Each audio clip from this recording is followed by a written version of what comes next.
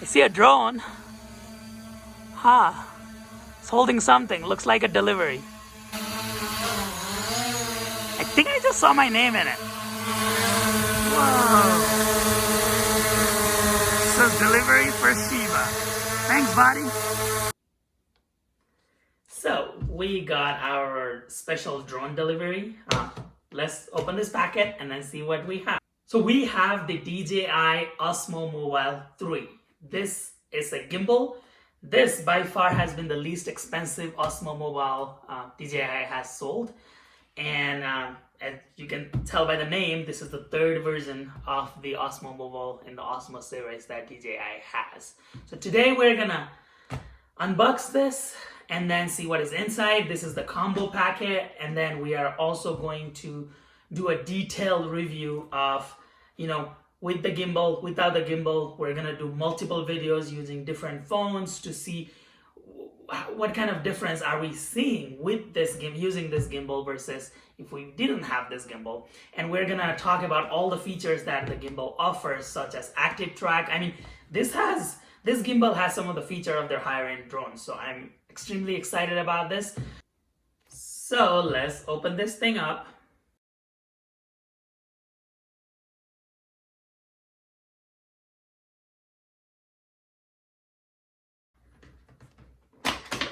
And now we can open it. Now we can put away our knife. When you first open it, there's the Osmo Mobile itself in this packaging. They send you a really nice case. This is the part of the combo packaging. So if you don't buy the combo packet, I think it is $20 more, then you don't get this case. There is another case that they send you. I'll show you in a little bit, but it's a hard shell case. There's a pocket to carry stuff here. We'll get to this in just a little bit.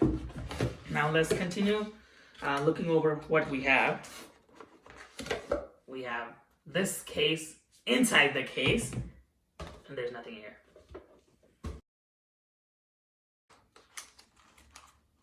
Right here. So first, the charger. This is a USB-C charger with the USB over here. So this is an extra one for you if you already have one, but it is nice to have extra cable because they go missing very quickly. Over here in another tab, we have got a little wristband for your hand, so you can carry the gimbal. It's more for a protection that they do this, so you kind of put it here and then you hook this to the gimbal so that while you are filming it, you don't accidentally drop the gimbal. So this is gonna come in pretty handy. They also, looks like they send you, yes, this is the carrying bag that I was talking about earlier. So if you do not buy the combo packet, they send you this carrying bag. It's pretty soft. You can put your gimbal here and you can carry it around. So without the combo packet, this is what you get instead of the hard shell case that we talked about earlier. Now let's open the other side and then see what they send you here.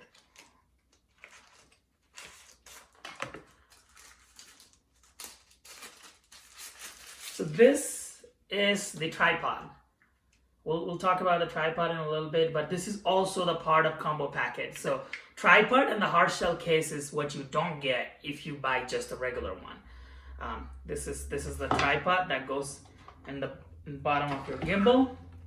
Drop something. They send you some stickers for your anti-slip pad, so you can put this in your gimbal for prevent slipping, and it tells you right here. And is there anything else? No. They do have instructions for those of you who read instructions, or you can just watch my video on how to set it up. But there are instructions for you if you want to read those. Now that's all good. Let's open the main bag. Right here. With a nice Osmo DJI logo in here. Now we open this. There it is. There's the gimbal. So this is the gimbal. As you can see, it's pretty concise. It's pretty small, that it is easy to carry around and put it on the little baggie that it comes with. It is much smaller than the DJI's Osmo Mobile 2, so I really like that. Let's first talk about the tripod. As I told you about earlier, there's a little screw over here that it goes right in so that you can use this tripod. So it becomes secure if you're doing, timers, if you're taking pictures, and there's a place for it to kind of be secure, and then the gimbal still works. When you first go to the DJI Mimo app, it's a pretty straightforward installation. So when we go there, it asks you that DJI product improvement program. You can read the disclaimer. You hit agree. It says it would like to send notification, allow. I'm gonna allow once for now, and would like to use the Bluetooth. I'm gonna allow that. And then it says would like to access the microphone, and this is critical. You want to allow that so that you can record videos with it. And it would like to access photos. Makes sense. Go over there. Now to start, you want to press on this top right left hand corner of the camera. It says tap here to connect the device, and it says Osmo found because I turned it on. Now you go connect, and it would like to pair with Bluetooth. That's fine. There is the DJI terms of use, and oh my god, this is long for a little device. You say agree, and you can let DJI Osmo device info if you want DJI to know about your device information for activation. That's fine for me. I'm gonna let that through. And it says please activate after login. Now we're gonna log in. I put the phone on the gimbal at this stage of the installation, and then I hit activate. It's activating. It's moving my phone around a little bit. It says, if you want to purchase a 2-year warranty, accidental hardware damage, and all that, you can skip this or you can learn more. I'm gonna skip this, and it says activation success, Osmo Mobile 3, and you can do this is notice for beginners. So like it tells you, what it kind of guides you step by step on what you need to do, what each buttons are. I'm gonna explain all of this in my video later on, so don't worry about this now. And it says DJI Osmo would like to access your camera. At this point, then, when you hit OK, it takes you to the camera, and you can start recording. So we're gonna turn this on. I have already put my phone in. Just press and hold, and there you go. So this is right now in horizontal mode. So let's just start with that. So if I double click the M button over here, it turns into horizontal mode. Sorry, it was in vertical mode. Now it is in horizontal mode. And so let's open up the DJI app. It says Osmo connected. Now it is in photo mode right now, as you can see. Now if we want to change that to video mode, you just press once, and then it changed it to video mode.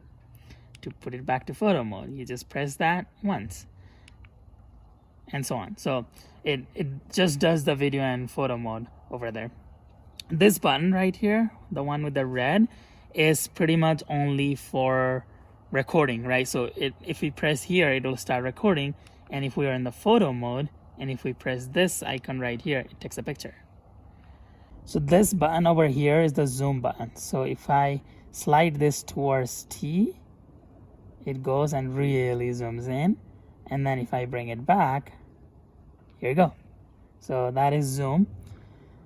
This button over here is the joystick. So if I move this joystick whatever direction I slide this, it slides the whole gimbal. So it's pretty cool. Now the final button that we're going to talk about here is this trigger button.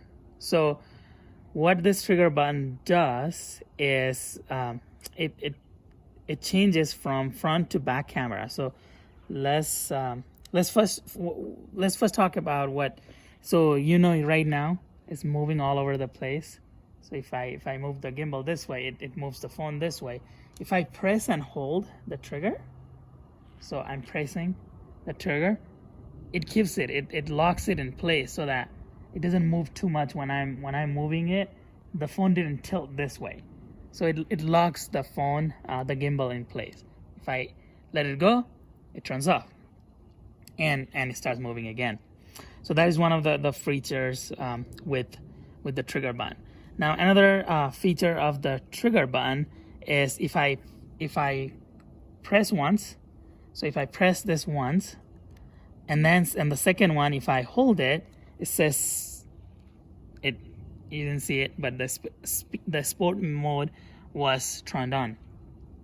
So let's try that again. So right now, if I move it, I mean my pan is pretty good. Right now it is moving, but if you want the sport moving like really, really fast, what you do is you press on it, and then you hold the second time, and it says sport mode enabled. So that means when I move it, it moves it really fast, making the sport mode. And then if I let it go, it turns it up.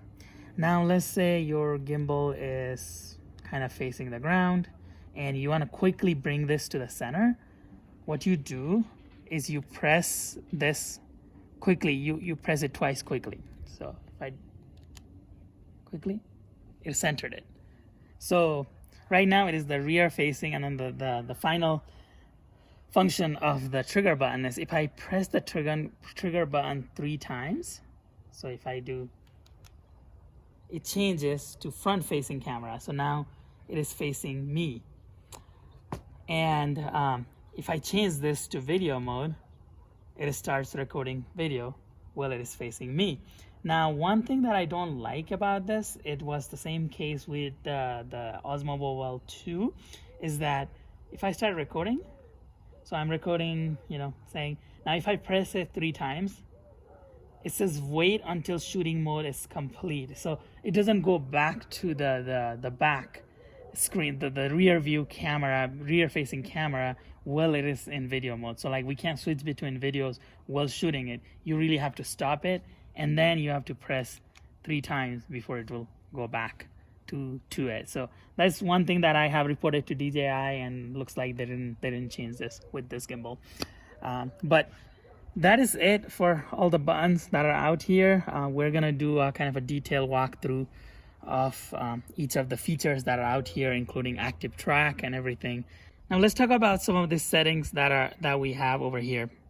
Now if we are in video, so right here, if I do auto, you can do auto for picture or video, or you can do manual, and you can change your shutter speed, your ISO and whatnot. We're gonna keep that in auto for now. This shows your video quality over here. So the resolution, frames per second, and then the video frame rate. So for highest quality, you can leave it at the 4K 60 frames per second. And then if you go to this little dot over here, you can turn on the flash, you can do white balance, you can do grid, and then one thing that you want to do is the one press active track over here. So if you press the trigger once, it will enable the active track feature, which we'll talk about just in a second.